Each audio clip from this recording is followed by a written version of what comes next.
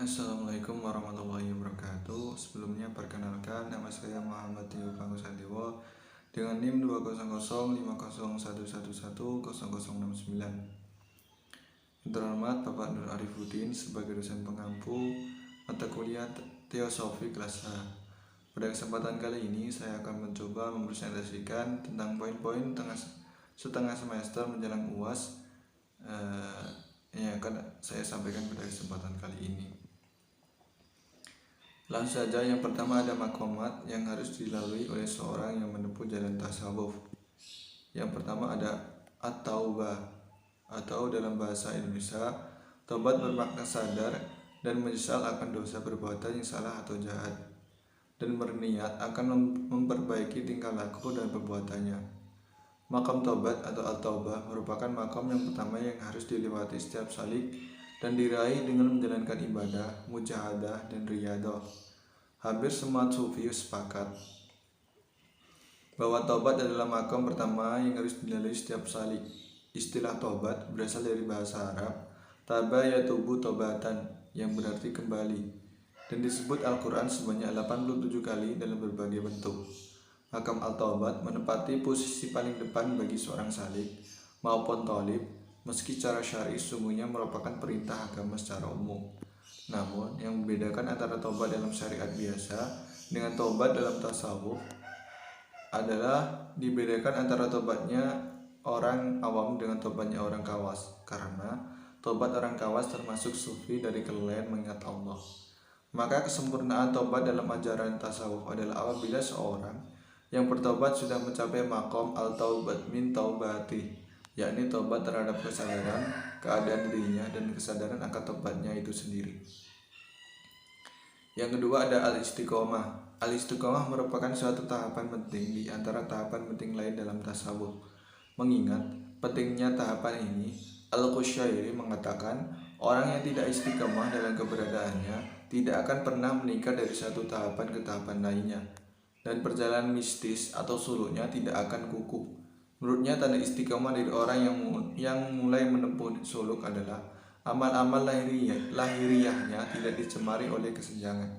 Syekh Abu Ali Ad-Dahhak menjelaskan 3 terminologi dalam kata istiqomah yang dikatakan sebagai tingkatan istiqomah tersebut, yaitu yang pertama, menegakkan segala sesuatu atau al-taqwim, meluruskan segala sesuatu atau al-iqomah, berlaku teguh atau al-istiqomah. Al-taqwim menyangkut disiplin jiwa, al-iqomah berkaitan dengan kegiatan mendekatkan diri kepada Allah. Oleh karena itu, al-istiqomah menjadi prasyarat utama dalam tangga pendakian menuju Allah SWT. Dan dengan alasan itu, Kiai Ahmad meletakkan al-istiqomah pada tingkatan pertama di jalan sufi. Yang ketiga ada al-wara'. Kata al-wara' berasal dari bahasa Arab waro'a yari'u wara'an, yang bermakna berhati-hati, tetapi dalam kamus bahasa Indonesia, wara' bermakna patuh dan taat kepada Allah. Di dunia tasawuf, kata wara' ditandai dengan kehati-hatian dan kewaspadaan tinggi. Meski istilah ini tidak ditemukan dalam Al-Quran, tetapi semangat dan perintah untuk bersikap wara' dapat dengan mudah ditemukan di dalamnya. Dan banyak hadis Nabi Muhammad SAW menggunakan istilah wara' ini. Menurut orang sufi, wara' merupakan meninggalkan segala sesuatu yang tidak jelas persoalannya, baik menyangkut makanan, pakaian, maupun persoalan. Secara graduasi dalam tasawuf, wara' merupakan tingkat kedua sesudah tobat. Hal ini menunjukkan bahwa di samping merupakan pembinaan mentalitas keislaman, juga wara' sebagai tanggal awal untuk membersihkan hati dari ikatan dunia. Menurut para sufi, wara' itu ada 2 macam, yaitu wara' lahiriah, yaitu tidak mempergunakan anggota tubuhnya untuk hal yang tidak diridhai oleh Allah SWT. Yang kedua ada wara' batin, yaitu tidak mengisi hatinya kecuali hanya Allah SWT.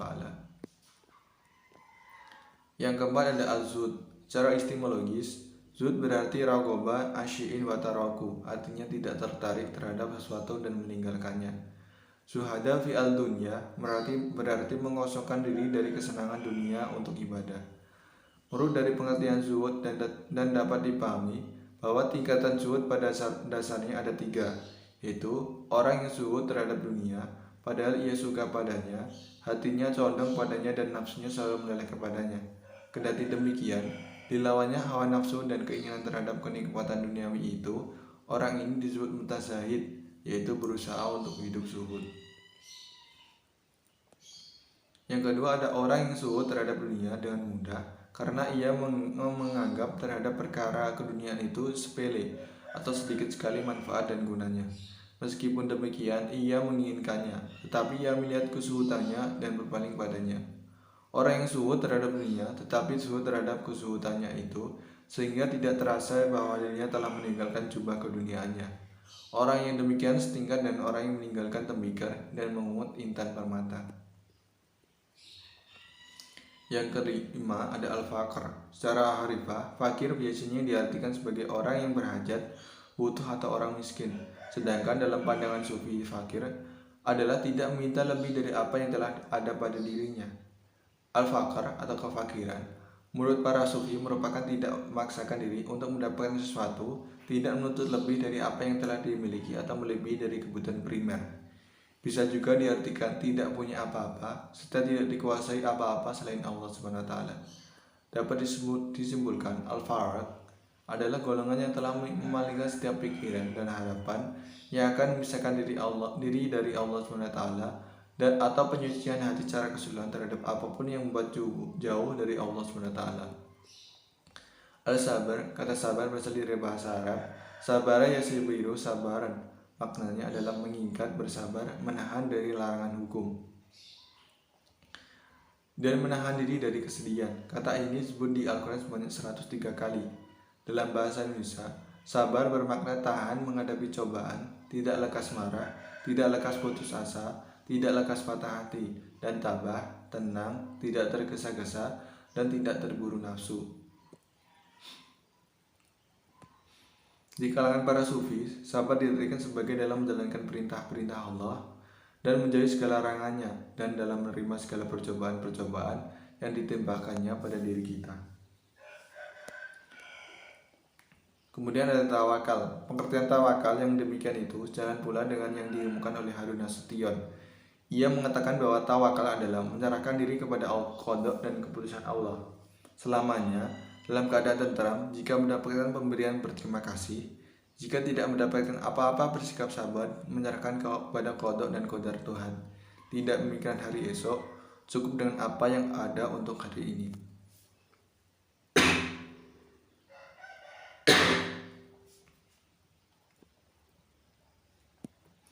Kemudian tidak tahu makan jika ada orang lain yang lebih berhajat pada makanan tersebut dari dirinya.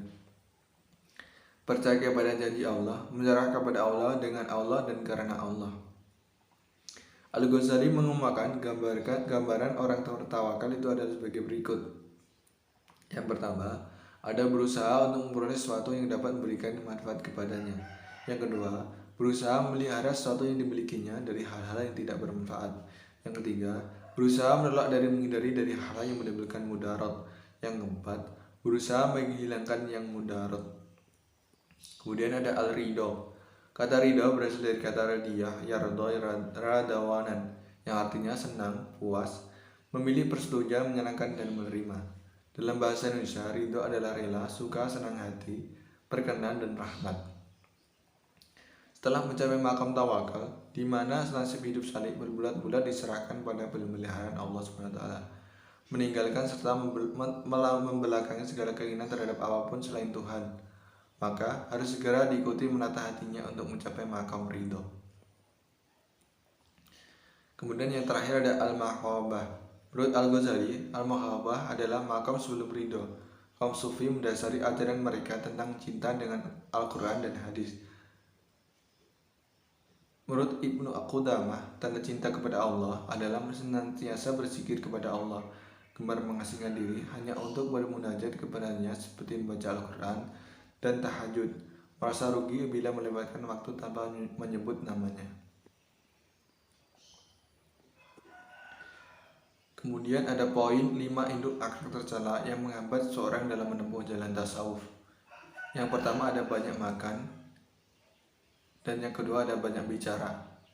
Ini diriwayatkan oleh dari Ibrahim An-Naqi radhiyallahu anhu, sungguhnya orang yang sebelum kamu itu celaka hanya lantaran tiga, yaitu kelewatan banyak bicara, kelewatan banyak makan, dan kelewatan banyak tidur.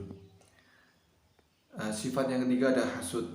Diriwayatkan dari Hasan bin Ali radhiyallahu anhu bahwa Rasulullah SAW bersabda, dendam dan iri dengki itu dapat melahap atau melebur kebaikan-kebaikan sebagaimana api melahap kayu bakar. Yang keempat ada cinta dunia. Hasan al-Basri berkata, barang siapa yang mengharapkan dunia dan memilih dunia daripada akhirat, maka Allah akan menyiksa dengan 6 siksaan, 3 siksaan di dunia dan 3 lainnya di akhirat. Adapun 3 siksaan di dunia adalah angan-angan tanpa batas, sangat rakus tanpa kecukupan, dan diambil darinya manisnya ibadah. Adapun 3 siksaan yang ditimpakan di akhirat, yaitu ketakutan pada hari kiamat, hisab yang sangat dahsyat, dan penyesalan yang tidak berkesudahan. Sifat yang kelima ada takabur. Dari Sufyan Asy-Syuri radhiyallahu anhu mengatakan, setiap maksiat yang dilakukan dalam unsur syahwat atau keinginan, pengampunan dari Allah layak diharapkan. Setiap maksiat yang timbul dari kesombongan, tidak bisa diharapkan keampunannya dari Allah SWT. Karena maksiat iblis bertumpu atas dasar kesombongan, dan kesalahan Adam pondasinya adalah mengikuti keinginan saja. Kemudian ada poin perbedaan pemikiran tasawuf Al-Ghazali dan Al-Halaj. Berikut ini jumlah inti dari ajaran tasawuf menurut Al-Ghazali, sebagaimana dikutip dari historik Jurnal Akhlak dan Tasawuf yang ditulis oleh Ahmad Zaini. Yang pertama ada jalan At-Tariq, itu jalan tasawuf yang dapat ditempuh seorang muslim, terbagi menjadi 5 jenjang. Muqamat, yaitu tobat, sabar, kefakiran, zuhud, dan tawakal. Yang kedua ada makrifat. Makrifat adalah pengetahuan tanpa ada keraguan sedikit pun. Dalam hal ini, pengetahuan yang dimaksud adalah zat Allah SWT dan sifat-sifatnya. Mencapai makrifat adalah esensi dari takarub atau mendekatkan diri seorang hamba kepada Tuhannya. Yang ketiga ada tingkatan manusia. Dalam tasawuf Al-Ghazali terdapat 3 tingkatan manusia, yaitu orang awam cara berpikiran sederhana sekali, kaum pilihan yang berpikir tajam dan mendalam atau golongan kawas, dan kaum ahli debat yang dapat mempersuasi orang dan mematahkan argumen.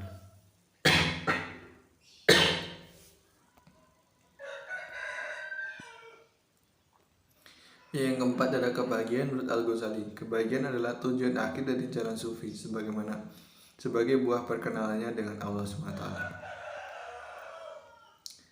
Kemudian ada pemikiran tasawuf filsafi Al-Halaj. Yang pertama ada Al-Hulul, yaitu pemikiran Al-Halaj yang sangat kontroversial, menonjolkan dan dianggap sebagai pemikiran ekstrim sepanjang sejarah tasawuf dalam Islam.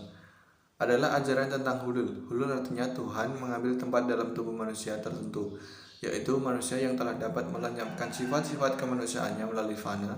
Fana bagi halat mengandung 3 tingkatan. Tingkatan memfanakan semua pikiran, khayalan, perasaan, dan perbuatan, hingga tersimpul semata-mata hanya kepada Allah SWT. Tingkatan menghilangkan semua kekuatan pikiran dan kesadaran. Bentuk-bentuk al-hulul. Al-hulul yang pertama ada al-hulul al-jawari, yaitu 2 keadaan di mana esensi yang satu dapat mengambil tempat pada yang lainnya, sebagaimana hanya terlahir air bertempat dalam tempayan. Yang kedua ada al-hulul al-sayorani, ialah menyatunya 2 esensi sehingga tempat hanya 1 esensi, seperti zat cair yang telah mengalir dalam bunga. Rupanya paham kedua inilah yang dikembangkan oleh Al-Halaj. Yang kedua ada Nur Muhammad. Ajaran Halaj yang lain adalah tentang hakikat Muhammadiyah, yaitu kejadian alam ini berasal dari Nur Muhammad. Menurut Al-Halaj bahwa Nabi Muhammad SAW terjadi dari 2 wujud, yaitu wujud qadim dan azali, serta sebagaimana manusia. Dari nur rupa yang qadim tersebut diambil segala nur untuk menciptakan segala makhluk. Nur Muhammad bersifat qadim, tetapi berbeda dengan qadimnya Allah SWT, tetapi perbedaannya hanya pada namanya saja.